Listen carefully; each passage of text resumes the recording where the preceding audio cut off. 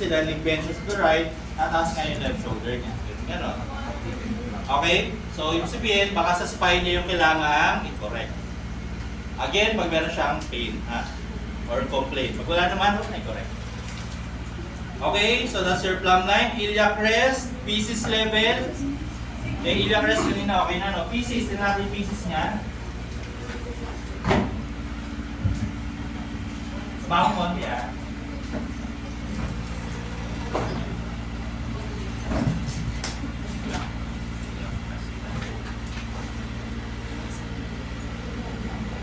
Okay, right side, mataas ng konti. Ano yung sabi natin kanina sa harap? Kalimutan. Alright, mataas ha? Right, mataas. Sino nakakatanda nung asis? Left yung mataas. Ito, right, mataas. Oh, so pwedeng left, naka-posterior rotate, right, naka-anterior rotate. Okay? Tapos gagawa tayo ng test, diba? Gawin natin, gusto nyo? Para makita nyo in real time kung anong problema ni ano. Okay. Gagawin mo, Ari. Wait natin yan. Lahat-lahat na, i-reach mo yung toes mo, ha. Slide mo lang yung parang, okay. Iba. Okay, enough na. Okay. So, sa akin, enough na yun. Bakit? Ang-feel ko na agad kung sino yung nauna nag-move eh. Pakita niyo ba yung kamay ko kung sino na nag-move? Ang talikod ka po, sir. Sorry, ayan na. Sino, okay.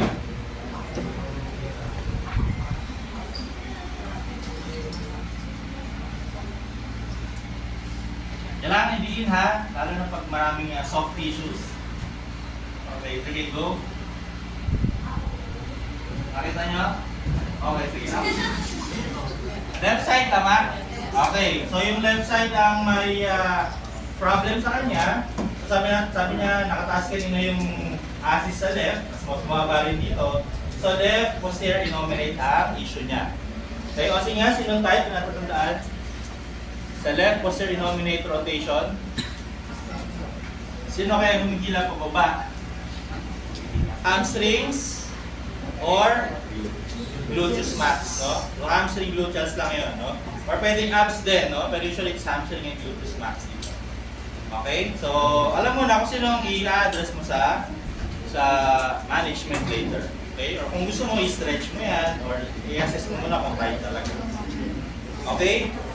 Ano mangyayari pag tinreat mo yon? Papantay yung pelvis niya.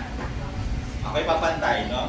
So, we call it the correction of pelvic asymmetry. Okay? Okay, ito na tayo.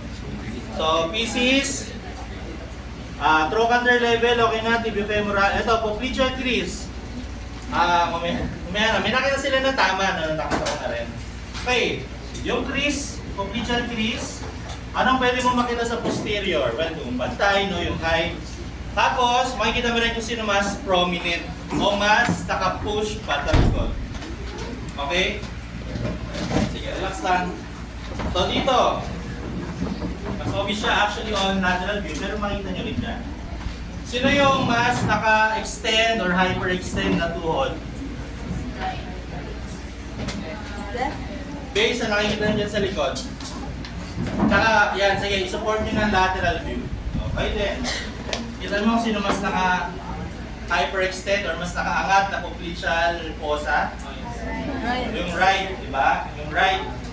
Kita yan dito. Tapos tingnan nyo yan dito, ayun din, no? Mas malayo yung right niya. Alam mo, nandito kayo tumitingin, mas naka-backward yung right niya. So, anong ibig sabihin yan?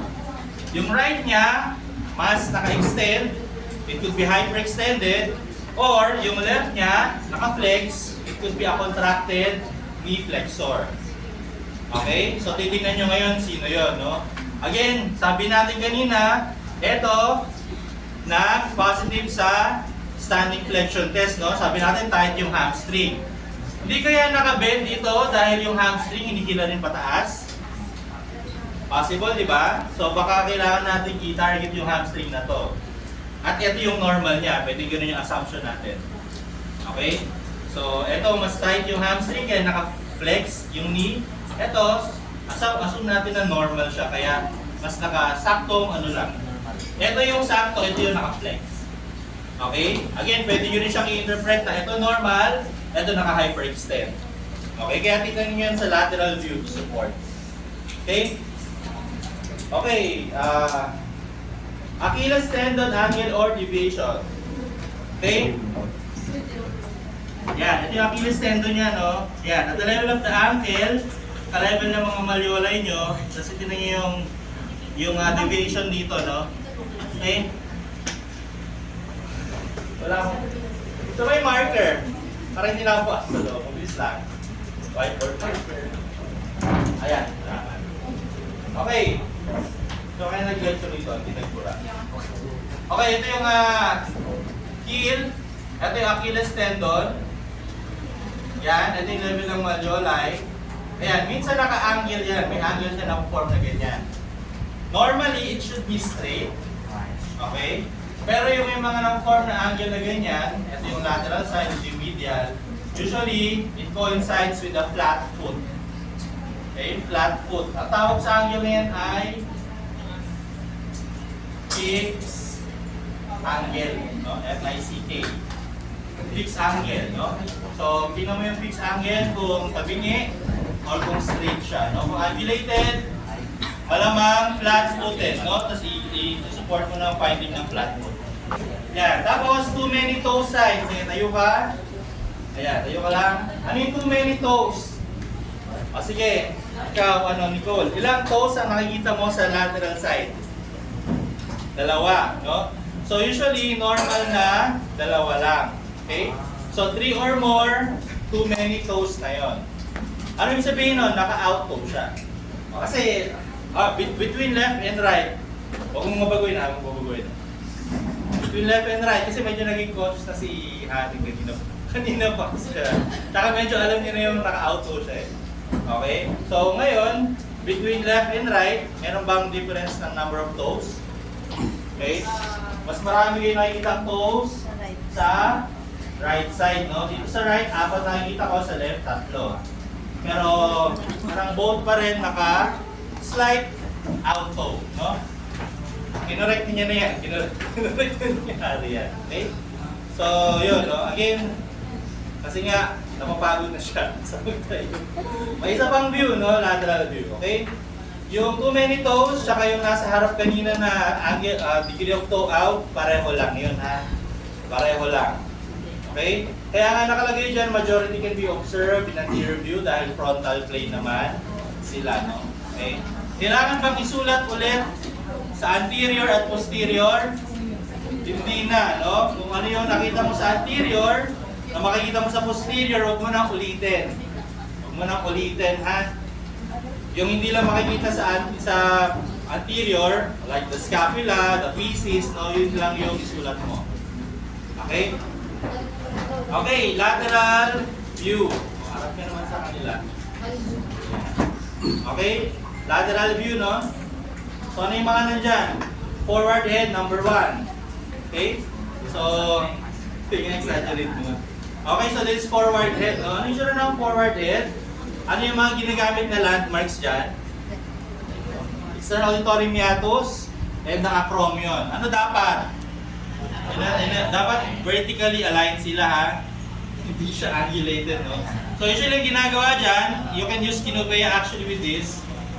Yung vertical line passing the external auditory meatus, saka vertical line passing the acromion, no? Lalo na pag more than 2 inches, yung layo nila, exaggerated na yung forward head niya.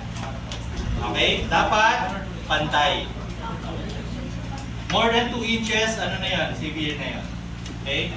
Again, normally dapat pantay, no? So, halimbawa 1 inch lang forward, forward-headed pa rin, pero hindi gano'n. Okay? So, wala rin kasi tayong term na mild, severe, forward-head posture. No? Basta naka-forward siya, hindi siya pantay, forward-headed na yun. Okay? Idea mo lang dun sa degree, no? Kung gaano kalaki yung, or katagal na siyang hindi nakakorek yung forward-head posture niya. Ano pa isa? Okay, sige, forward-head ka ulit. Yan, tingin ka. Yan, nakangat mo yung baba mo. Okay? So, nakaangat yung baba usually nun, ha? Para yung upper cervical niya, naka-capital extend. Yung lower Yung lower, naka-flex. Ay, nakalagay dyan, no? Capital extension with lower cervical flexion. Okay? Yan. Anong muscle ang gumagawa niyan pag tight?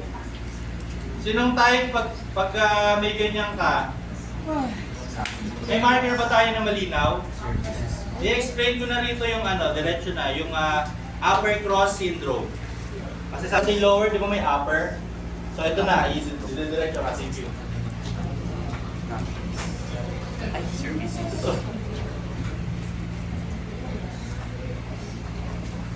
Cross, pertaining to lumbar, sacrum, and pelvis. Tama? Natatandaan. Yung upper cross naman, thorax, cervical, tsaka head. Okay? So, ayan. So, normally, meron kang lordosis, tsaka kyphosis, di ba? Then, lobo, So, ayan. So, cervical spine, tsaka thoracic, no? Ano yung itsura ng forward head posture? Yung ulo mo, okay? Yung upper cervical ay naka-extend, tapos naka-flex yung lower cervical, at yung thoracic ay naka-flex palalo. Decrease kyphosis. Okay? Asan yung cross dito? Asan yung cross? Okay? Nga ba yung cross dito? Yung quadrant. Ano ba niyo yung quadrant? Yung saan yung mga tanda? Okay. Ano ibig sabihin nito? Yung pag ito, yung muscles dito ay, wait lang. Lower, saka... Okay. Sige, ito na. Okay, yung muscles dito, ang tawag dyan ay deep neck flexors. Okay, sino nga yung deep neck flexors? Okay, longus colli and longus capitis. O yan, mga nanood na noong video. Okay, sila yung deep neck flexors, no? Okay? Sila rin yung responsible for the core stability ng neck, no? Yung core stop. Okay? Ang counter cross niya ay thoracic